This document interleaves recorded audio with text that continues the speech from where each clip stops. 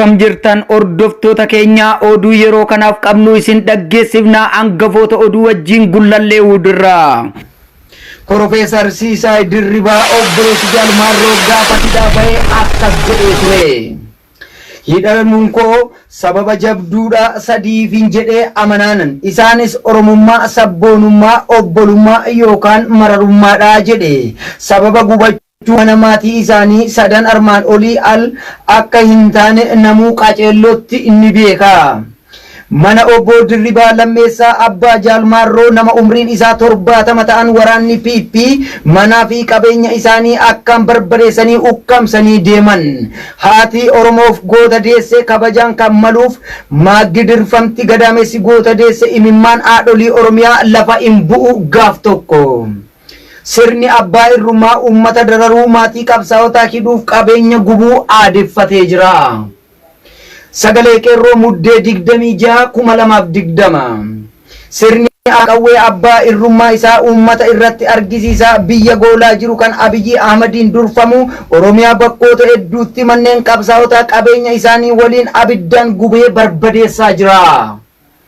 Opidiyoon kalee PP'n har'a ergamtuun TPLF kaleessa ergamtuun sirna Abashaa amma qabsaa'ota Oromoo ajjeesaa qabeenya mana maatii qabsaa'ota ibiddaan gubaa abbaa irrummaa isaanii kan warri Abashaadhaan olaantummaa dalagaa jiran ilmaan Oromoo irratti Oromiyaa keessatti raawwachiisaa jiru.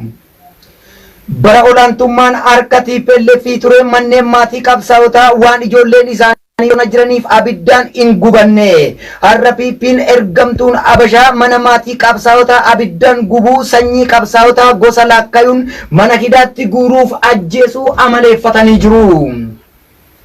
Guyyaa har'aa muddee 26/2020 ajajaan abbaa irree Abiyyi Ahmad kan Abashootaan hoogganamu mana maatii qabsaa'otaa ajajaa woboo Jaalmarroo Dirribaa humni waraanaa konkolaataa 8 deemu erga qabeenya saamanii booda mana jireenya isaaniitti qabeenya achi keessatti argamu waliin abiddaan barbadeessuun maatii isaanii hanga namoota 10 ol ta'an firoottan isaanii waliin humni abbaa irree afaan qawweetiin ukkamsee yeroo ammaa kana bakka isaan geeffaman beekamne.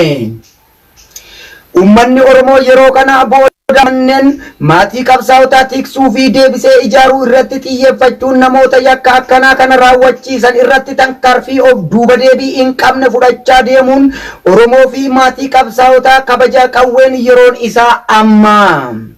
Dambidolloo Abbaa Torbee Lukkeen diinaa ashannaa fi jedhamtu kan shanee balaaleffanna jechuun jiraattota Dambidolloo gidduu kana gidirsaa turte daqiiqaa muraasaan dura garee soonsaayitiin biyyoo nyaachifamtee deebiin hin jirtu achumatti hafi jennaan.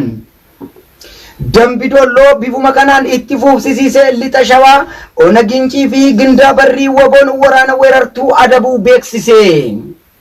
Injifannoo waraana bilisummaa Oromoo muddee 26/2020 Humni furgugaatu urjii lolaa keessa godina Orroo Guduruu Wallaggaa ona Fincaa'aa bakka addaa Naashee jedhamutti humna PP3 fi 3 burraaqxu haleeluun injifannoo boonsaa galmeessee jira. Kanumaanis meeshaa waraanaa irraa booji'uun mooraa qabsoo Oromootiif bilisummaa galii guddaa godhan injifannoon uummata isaa boonsee jira. Warraaqsi galaanaa uummata itti fufaa walabummaaf bilisummaan dhiigaan ni dhufa injifannoon uummata Oromootiif. Injifannoo muddee 26/2020 kanumaan wal qabatee Wallagga Baasii Buusiree waraana bilisummaa Oromoo guyyaa har'aa tarkaanfii haleellaa lukkeelee diinaa irratti fudhachuun 4 battalatti du'an dhabamsiiseera.